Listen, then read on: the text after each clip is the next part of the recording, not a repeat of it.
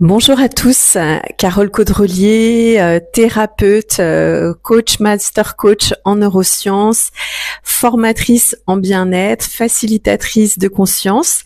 Alors aujourd'hui, ce petit partage pour répondre à une question qui m'est souvent posée, c'est qu'est-ce qui a fait, quel est le déclic en fait par lequel je suis passée d'avocat à la cour, avocat au barreau de Paris, à l'exercice des activités que j'ai maintenant et qui me remplissent vraiment intérieurement, qui nourrissent mon être, qui nourrissent mon corps, ce qui n'était pas du tout le cas avec ma profession d'avant.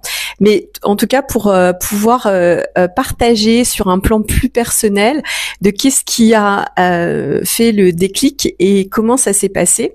Peut-être que ce message aussi pourra inspirer des personnes qui sont actuellement en reconversion professionnelle et qui sont très tentées en fait par un changement d'activité, un changement de métier, un changement de cadre, qui ont envie d'avoir également beaucoup plus de temps à s'offrir à eux-mêmes, à offrir aussi à leur passion et à offrir à leur entourage. Alors, sans plus attendre, donc comment ça s'est passé? Alors déjà, je vais revenir sur toutes les choses qu'on m'a dites avant et tous les bons conseils qu'on a bien voulu me donner avant, parce que en fait, le fait d'être coach accompagnatrice, c'est quelque chose qui remonte à très très très longtemps et c'est quelque chose que j'ai fait en parallèle de la profession d'avocat, mais je le faisais à titre gracieux, donc on va dire que voilà, je coachais les gens, à la fin j'arrivais même à coacher certaines personnes de mon cabinet. Mais qu'est-ce qui a fait donc ce passage à l'action? Donc déjà, ce qu'il faut savoir, donc moi j'ai intégré la profession en 2001 et puis j'ai eu la chance après de pouvoir beaucoup voyager déjà en France de par mon activité professionnelle, vu que j'effectuais des expertises judiciaires, j'avais des audiences dans différentes villes, grandes villes de France et même des fois plus petites, ce qui m'a fait faire vraiment le tour de France. Et déjà à cette époque-là, j'étais dans une sorte de nomadisme géographique professionnel qui m'était imposé, mais que j'ai beaucoup apprécié. Et puis, parallèlement à cette activité qui était très chronophage, j'avais vraiment l'envie et le désir d'être nourrie intérieurement par tout ce qui était ce que j'appellerais à l'époque spiritualité, donc développement personnel. Donc ce qu'il faut savoir, c'est que depuis l'âge de 18 ans, je lis des bouquins de développement personnel. Je me suis toujours intéressée, ça a toujours été la chose qui le soir avant de me coucher, c'était vraiment le rendez-vous avec moi-même, c'était cette lecture, cet apprentissage de recevoir des enseignements de spiritualité et de développement personnel. Donc ça, c'était déjà la base.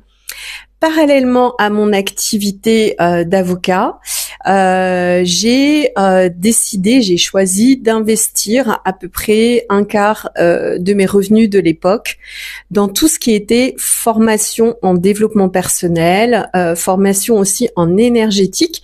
Et dès 2010, en fait, je me suis formée à la sophroanalyse. Je me suis également formée ensuite à la bioénergie avec les formations notamment animées par des facilitateurs de Yann Lipnik. Donc, j'ai fait pour ma part les 3 premiers niveaux. Donc, il m'en restait un pour être également facilitatrice. Mais par choix aussi, j'ai décidé de ne pas continuer dans cette voie. Donc ça, c'était 2010, 2011, 2012. En 2012, j'ai fait ma première formation pour intégrer en fait les enseignements du coaching. Donc une formation qui était pour commencer du coaching intuitif, avec beaucoup d'outils pratiques et d'outils techniques pour aller à la rencontre des accompagnés, des coachés, mais de façon relativement intuitive. Et ça, j'ai complété après ce parcours en 2019 en intégrant donc une formation sur plusieurs mois en neurosciences motivationnelles pour pouvoir avoir des outils encore plus complémentaires et beaucoup plus à la page, donc qui surfaient sur les neurosciences qui sont très très à la mode actuellement, on le sait. Voilà, donc ça c'était déjà pour dire que et déjà en 2010 je faisais déjà des constellations familiales, j'ai fait ça pendant 5 ans à peu près. Donc je baignais dans tout ce qui était vraiment spiritualité. Voilà, depuis 2012, vraiment j'ai eu une sorte d'éveil spirituel à partir vraiment de 2012, alors que j'étais encore avocat, j'étais encore en exercice. Et donc j'ai accompagné en fait ce mouvement. Enfin, ce mouvement en fait, il s'est pas fait non plus tout seul. Je faisais des choses à côté. Et puis en 2013-2014, j'ai fait une sorte de burning, c'est-à-dire un burn-out, mais dans la phase, on va dire, avancée, qui est que j'ai pas attendu de pouvoir d'avoir mon corps complètement immobilisé. Moi, ça s'est fait progressivement. À un moment, j'ai ressenti de moi-même, en pleine conscience, j'ai ressenti la nécessité de stopper, d'arrêter. Et là, je suis restée chez moi. J'ai pris une sorte de congé entre guillemets sabbatique, où je suis restée presque 1 an et demi, quasiment sans aucune activité, si ce n'est 8 heures de méditation par jour. Donc à ce moment-là, autant vous dire que j'étais très très haut perché. J'étais tellement perché que j'étais pas du tout dans l'aspect tout ce qui était matériel, financier, et j'ai vécu comme ça donc la poursuite de mon éveil avec beaucoup de capacités aussi qui sont venues à ce moment-là. Et donc ça, c'était pas forcément choisi, mais je me suis laissée porter par ça parce qu'à cette époque-là de ma vie, j'ai eu la conscience et j'ai reçu l'information que c'était la meilleure chose que j'avais à faire, c'était d'arrêter de stopper provisoirement mon activité pour prendre du temps pour moi, pour me recentrer, pour me vider de tout, en fait, de la vie parisienne, de la vie du stress en tant qu'avocat. Et j'ai pris donc cette période pour moi, donc 1 an et demi, où j'avais eu la chance aussi de, vu que j'étais en libéral indépendant, j'avais eu la chance de prendre une assurance chômage privée qui en fait a pu être déclenchée aussi à la suite d'un arrêt de travail. Et donc j'ai pu profiter de cette période véritablement pour me recentrer, pour prendre du temps pour moi, et puis pour passer beaucoup de temps à, on va dire dans mon féminin, à recevoir tout ce qui est énergie yin, vraiment à recevoir et très très peu dans l'action. D'où aussi une des vidéos précédentes sur la passivité, qui peut être une période en fait d'introspection nécessaire avant un grand retournement intérieur, et c'est ce qui a suivi ensuite. Ensuite, pour des raisons financière, en fait, j'ai dû reprendre une activité d'avocat, mais là c'était vraiment plus à titre alimentaire, mais il n'empêche que j'ai quand même repris une activité d'avocat, où là cette fois-ci j'étais tellement allée loin dans la méditation, dans la relaxation, dans la gestion du stress, que il me semblait plus possible en fait de pouvoir séparer, me couper en deux, avoir cette partie, on va dire, spirituelle et cette partie zen que j'avais développée en moi, et une partie complètement à l'inverse, en fait, qui nécessitait une vie parisienne très trépidante. En plus, quand j'ai repris cette activité, je suis tombée dans un des plus gros cabinets d'avocats de Paris, avenue de l'Opéra. Et donc, ce que je pensais être juste une reprise, en fait, pour voilà, reprendre une activité à des fins alimentaires, s'est révélé en fait un immense challenge, puisque on m'attendait vraiment au tournant et que j'avais des déplacements professionnels presque 3 jours sur 5 en province. Donc il y avait un rythme très soutenu et très effréné. Et puis, parallèlement à ça, j'ai continué tout ce qui était développement perso, beaucoup de stages aussi, on va dire un peu pseudo-chamanique, beaucoup de... j'avais arrêté déjà à cette époque les constellations familiales, ça fera peut-être l'objet d'une autre vidéo, mais en résumé, parce qu'à un moment, en fait, je me suis rendu compte avec les constellations familiales, même si ça apporte beaucoup d'explications, ça vient trop travailler avec finalement des énergies de mort, des énergies où on s'adresse en fait à des défunts, où on s'adresse à des énergies qui peuvent aussi nous prendre finalement que pour nous donner, et finalement d'aller trop gratter aussi dans ces mémoires, même si on peut découvrir des secrets, il y a d'autres moyens aussi de découvrir des secrets familiaux, hein, sans forcément faire des constellations, mais en constellation familiale, vous invitez littéralement des entités dont vous ne savez pas qui elles sont, dont vous ne connaissez pas le niveau vibratoire, à venir en fait s'incarner en vous, à venir vous comment on pourrait dire, incorporer. Donc c'est la raison pour laquelle, après avoir suivi beaucoup de constellations familiales, j'ai décidé aussi de stopper et j'ai continué. Alors je sais plus le nombre de formations que j'ai faites. Ensuite j'ai intégré donc une pratique américaine qui est extrêmement connue dans la libération aussi des mémoires, dans la libération des énergies.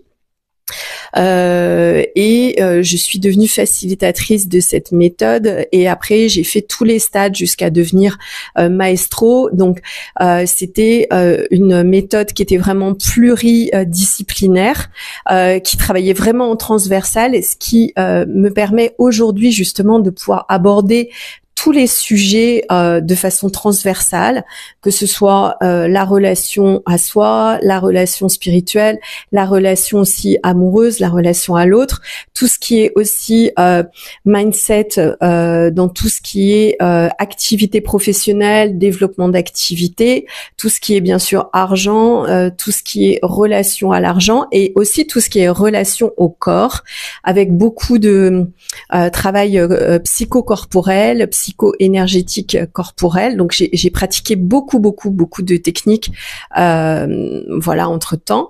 Et puis ce qui s'est passé, c'est que à un moment, sans le savoir, en fait, j'étais en train de préparer mon futur avenir, mais vraiment sans le savoir. C'était vraiment une passion. Donc le coaching, le travail énergétique, la médiumnité, tout ce qui était le travail même de communication avec les entités que je faisais à l'époque, communication avec les présences, communication avec l'invisible, pour lequel c'est très clair que j'avais des capacités. Et tout ça, en fait, je le faisais en complément, en plus de mon activité professionnelle qui était déjà très prenante. Mais à l'époque déjà, j'avais fait des choix très grands, c'est-à-dire de refuser, par exemple, de travailler le week-end, de refuser de travailler le soir après, on va dire 19h30, et de savoir dire non aussi pour pouvoir préserver ma vie personnelle, ma vie intime, et pouvoir ne pas me perdre en fait dans cette activité professionnelle et dans cette vie professionnelle très prenante qui est le métier d'avocat. Et ce qui s'est passé à un moment, c'est que un jour, j'ai eu une opportunité en fait, mais vraiment, de quitter la profession d'avocat du jour au lendemain.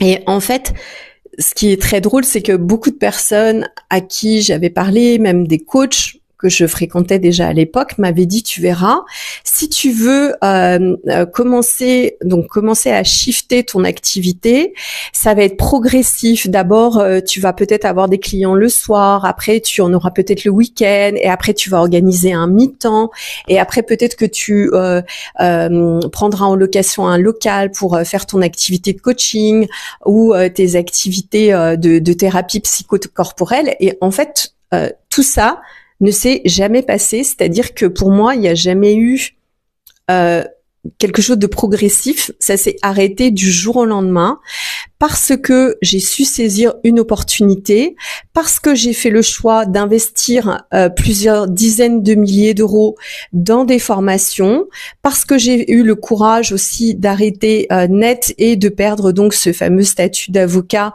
qui était quand même assez prisé et qui aurait pu aussi me faire perdre une partie de moi-même, mais en fait, toute ma valeur n'était pas du tout placée dans les études, dans les diplômes, dans le titre honorifique de maître quelque chose, dans le statut d'avocat. Donc j'avais le macaron sur ma voiture, voilà, j'avais plein de choses qui sont vraiment de l'ordre de l'apparence et du paraître. Et toute cette vie m'apparaissait tellement vide et aussi tellement stressante, et je sentais que ma place était vraiment ailleurs. C'était vraiment d'accompagner les personnes.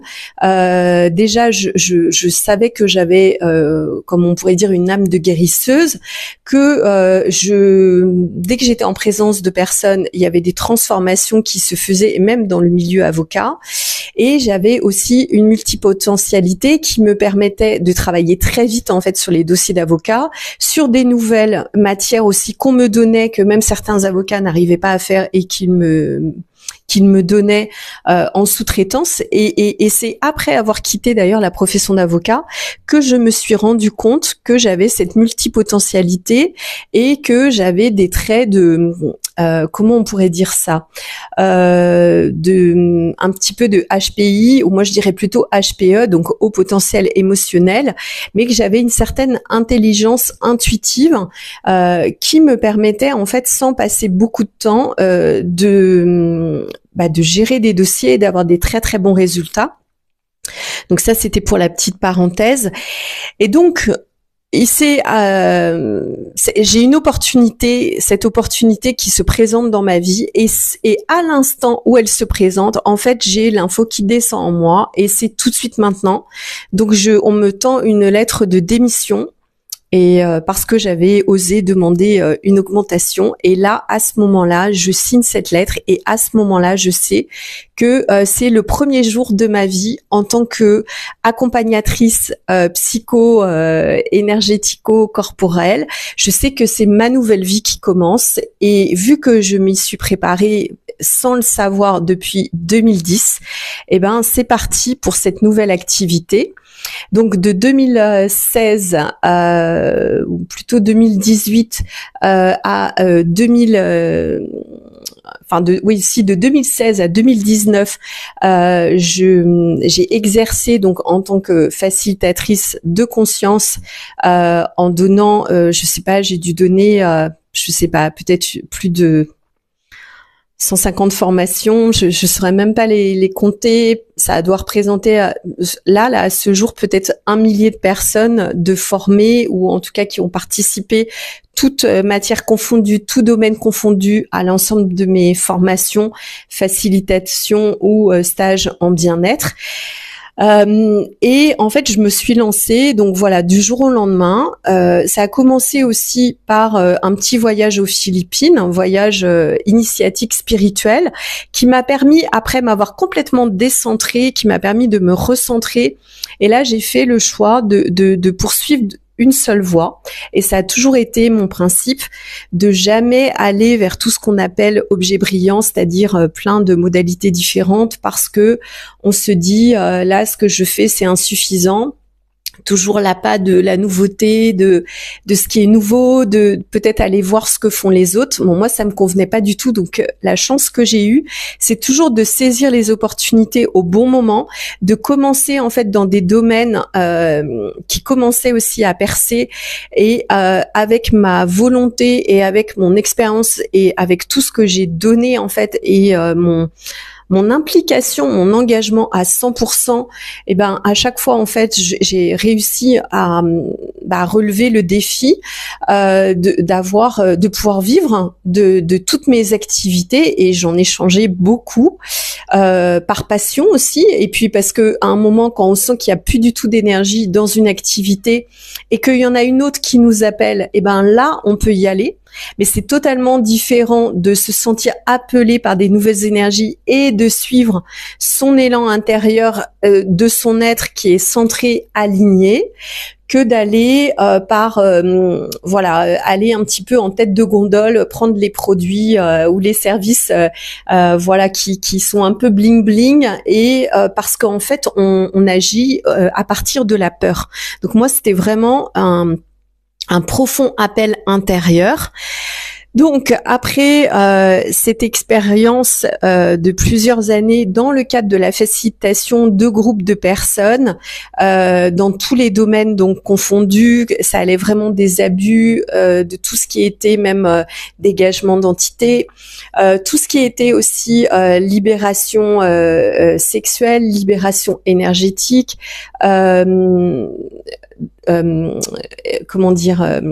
manifestation aussi de ses choix, le fait de faire des grands choix, le fait de manifester. Donc j'ai manifesté beaucoup de voyages à l'étranger, notamment en Nouvelle-Calédonie, à la Réunion. La Nouvelle-Calédonie, j'ai eu la chance de pouvoir y aller 6 fois sans véritablement le vouloir. Ça s'est aussi présenté à moi parce que ça partait d'un état d'esprit de contribuer, d'amener du nouveau sur un nouveau continent, et c'est pour cette raison en fait que j'ai été appelée à revenir régulièrement en Nouvelle-Calédonie.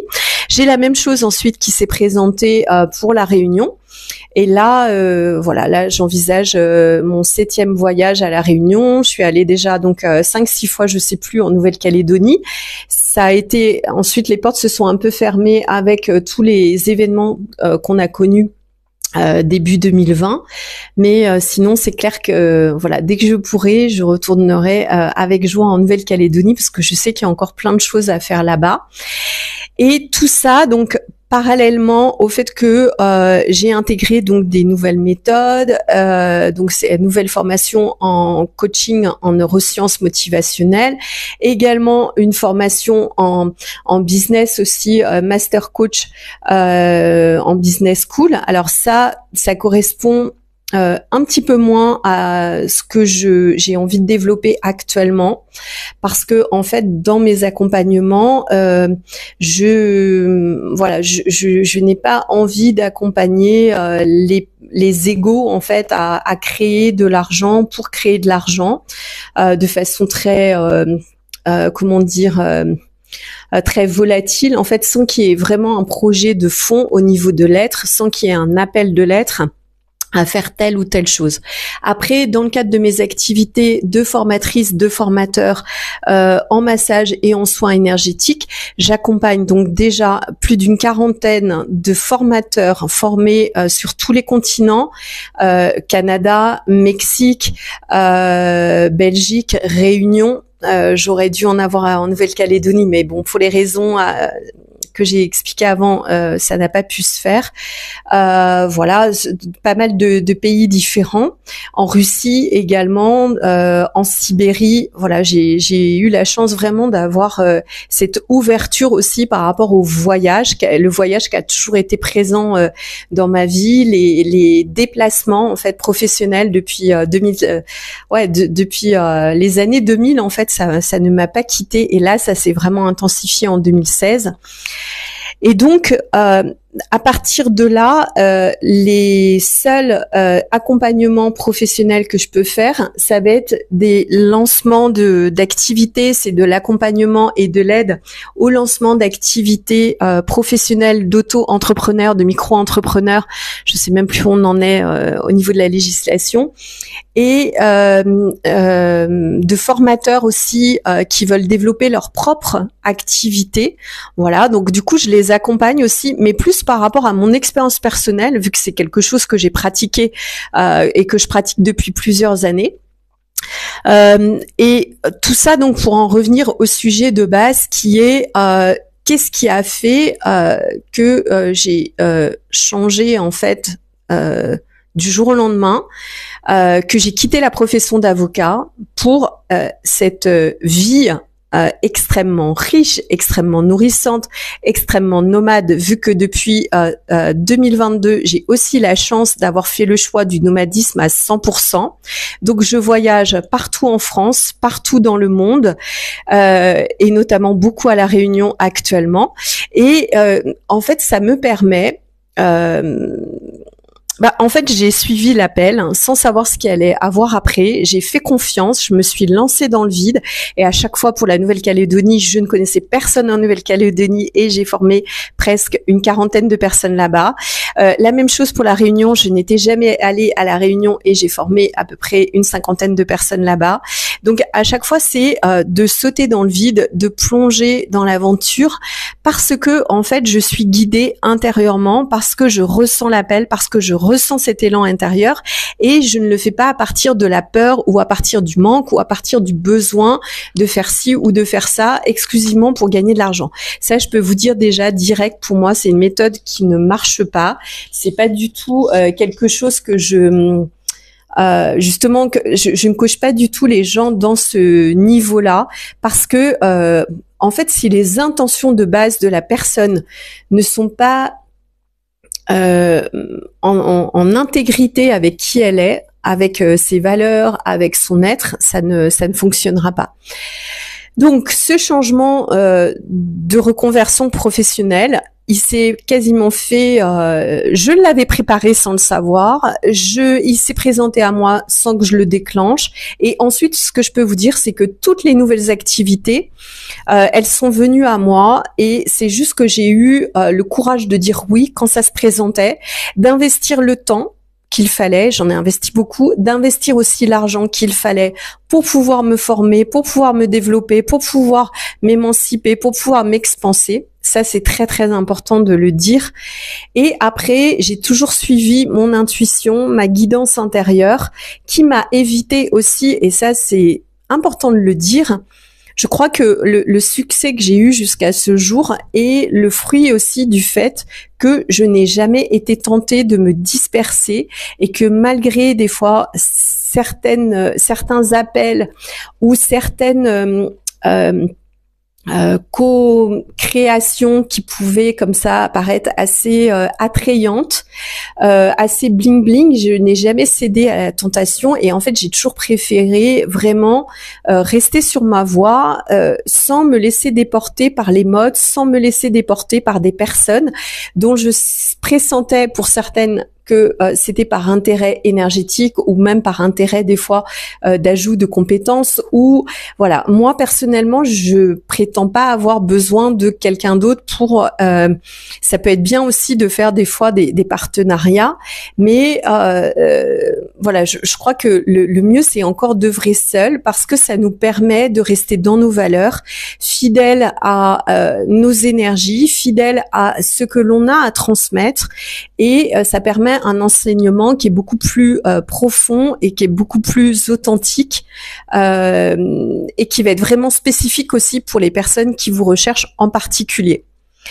Donc, le passage d'avocat à accompagnante, coach, thérapeute, formatrice de formateurs et de praticiens, facilitatrice, ça s'est vraiment fait avec beaucoup d'aisance, sans que ça soit prémédité, parce que j'ai su saisir aussi l'opportunité. Voilà, c'est qu'une question d'opportunité qui m'a été donnée. Et au lieu de rester dans le confort, je savais que j'allais mourir à petit feu en continuant cette activité. Et donc, c'était très, très important pour moi d'aller là où le cœur m'appelait, là où je savais aussi que je pouvais être utile.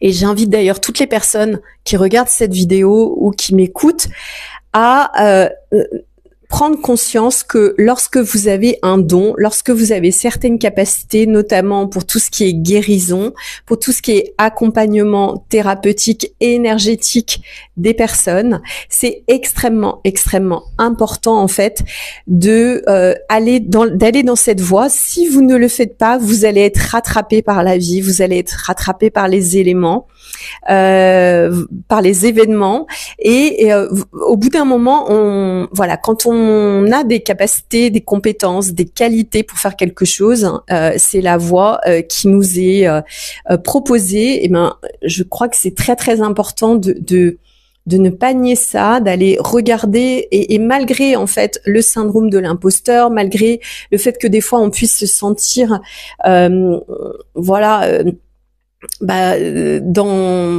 le stress aussi, dans l'inconnu, il faut se jeter à l'eau, se lancer. Voilà ce petit message, et juste pour vous dire aussi que je ne regrette à aucun moment d'avoir franchi le pas. Ma vie d'avocat, c'était 5 jours sur 7, voire 6 jours sur 7 d'activités, à faire aussi des choses pour lesquelles j'étais pas forcément en phase, et puis lire des contrats d'assurance toute la journée. Voilà, c'est pas forcément très épanouissant et très nourrissant. Et là, pour vous dire, je suis passée de 5 jours et demi, on va dire, par semaine, où là maintenant je travaille à peu près 5 jours par mois pour environ à peu près la même rémunération, donc 5 jours par mois. Donc j'ai énormément de temps libre, ce qui me permet de prendre soin de moi, d'avoir le temps aussi de me nourrir, de préparer mes repas, de me nourrir de la façon dont j'en ai envie, de me nourrir de façon consciente, de cuisiner mes aliments plutôt que d'acheter des choses toutes faites. J'ai tout, en fait, mes soins corporels, mes soins de vie, ma nourriture, mon hydratation, qui tout est basé en fait sur le temps que j'ai, et ça me permet d'intégrer toutes mes pratiques, toutes mes routines au quotidien, d'avoir le temps de méditer, même si je médite très très peu et beaucoup moins qu'avant, parce que la méditation peut être aussi encore une fuite, et moi j'ai choisi justement d'affronter toutes mes émotions, d'affronter aussi les périodes qui sont un petit peu plus d'ennui, de solitude, éventuellement de célibat quand il était là. Et en fait, tout ce temps m'est complètement destiné pour pouvoir ensuite avoir davantage de temps à passer pour des formations. Voilà. Après, quand je dis 5 jours par mois, c'est 5 jours où vraiment je vais travailler 5 jours de 8 heures du matin jusqu'à 18 heures. Pour les autres jours, mes journées sont entrecoupées de séances de coaching, un petit peu plus rarement de séances de massage, vu que je propose des massages uniquement vraiment en mode VIP. Ça peut être aussi des soins énergétiques. Ça va dépendre du lieu où je me trouve en fonction de mon nomadisme du moment. Mais voilà, je vais m'autoriser, je vais pas non plus faire 8 séances de coaching par jour. N'importe quel coach vous dira que c'est pas possible. Mais voilà, il y a un suivi. Je prends les gens aussi de façon limitée pour que je puisse garder aussi mon rythme pour pouvoir m'occuper de moi en premier, et pour pouvoir ensuite être à disposition et à contribution d'autres personnes pour les formations, pour le suivi aussi des formateurs que j'ai en supervision, pour les formateurs de formateurs, pour les coachs aussi, parce que j'accompagne aussi en supervision des coachs. Et puis les clients et les personnes justement qui viennent vers moi pour des séances, ou pour des programmes, ou pour un accompagnement sur plusieurs mois. À côté de ça, donc j'ai énormément de temps libre pour me nourrir aussi de toutes les choses intellectuelles ou énergétiques dont j'ai besoin, et j'ai aussi du temps pour préparer mes propres programmes, pour faire du travail un petit peu de fond sur ce dont j'ai envie de faire profiter au maximum les personnes sur des sujets qui me tiennent vraiment à cœur et que j'ai envie de développer. Donc tout ce temps-là, en fait, c'est vraiment, j'ai la liberté en fait sur mon temps, et ça n'a pas de prix. C'est voilà. Et même si je sens à un moment que ça fait trop de vidéos, je vais m'autoriser à stopper les vidéos aussi. Là, en ce moment, c'est OK pour moi d'en faire, donc j'en fais. Mais après, si c'est plus OK, je m'autorise aussi à respecter mon cycle. Et ça, c'est quelque chose qui m'a permis de me réaligner, de découvrir mon centrage intérieur, vraiment mon GPS intérieur, ma guidance intérieure, de travailler à partir de l'être. Et en fait, je me sens plus obligée d'être dans l'action, faire. je ne fais et je ne passe qu'à l'action que lorsqu'il y a une véritable opportunité qui se présente à moi et pour laquelle je ressens un appel. Et pareil pour les voyages, pareil pour les formations. Je fais de plus en plus de formations aussi en VIP, en one-to-one, parce que j'adore passer 1 à 2 jours avec une personne en particulier et pouvoir avoir le temps de lui délivrer en fait tous les enseignements. Et souvent, c'est des informations que je reçois en clair savoir, donc toutes les informations, tous les enseignements que je reçois à disposition d'une personne, et je reçois tellement en contrepartie, en fait, en cadeau, je reçois tellement de rester aligné sur mon tempo, sur voilà mes modalités à moi, sur mon voilà. Donc c'est vraiment un choix de vie. Donc après, bien sûr, il y a aucune sécurité, il y a voilà, mais est-ce qu'il y en a vraiment aussi dans le salariat ou dans le travail indépendant quand on travaille aussi à plein temps de façon complètement effrénée. Le nombre de personnes aussi qui partent à la retraite et finalement qui sont déjà HS au jour où ils prennent leur retraite. Voilà. Alors là, je suis vraiment dans une période depuis toutes ces années là, depuis 2018, où c'est un mélange à la fois de activité professionnelle, de voyage, de vacances, de temps pour soi, de retraite intérieure. Et c'est vrai que là, on pourrait dire nous sommes en période de vacances, mais je n'envisage plus du tout. Pour vous dire, je ressens même plus le besoin de prendre des vacances, parce qu'en fait, les vacances, je les prends un petit peu tous les jours, en respectant mon rythme et en pouvant prendre du temps pour tout ce qui est pratique corporelle, pratique alimentaire et alimentation et hydratation alternative consciente. Voilà, et tout ça c'est mis ensuite, ça me fait beaucoup d'énergie que je peux mettre à disposition des personnes pour leur propre accompagnement ou pour leur transformation si elles le désirent. Et c'est ce cadeau en fait qui m'est fait de pouvoir recevoir aussi la gratitude des personnes, de pouvoir voir la transformation qui s'opère chez les gens. Ça, c'est vraiment la meilleure récompense que j'ai jamais eue auparavant, que je n'avais pas quand j'étais avocat. Et c'est voilà, pour rien au monde je ne changerai. Je suis très très contente d'avoir suivi mon intuition, d'avoir sauté dans le vide, d'être sortie de ma zone de contrôle et plutôt de ma zone de confort et justement d'avoir été hors contrôle, de ne pas avoir contrôlé les choses. Et ça continue encore, vu qu'à chaque fois, potentiellement, j'ai des nouvelles activités qui peuvent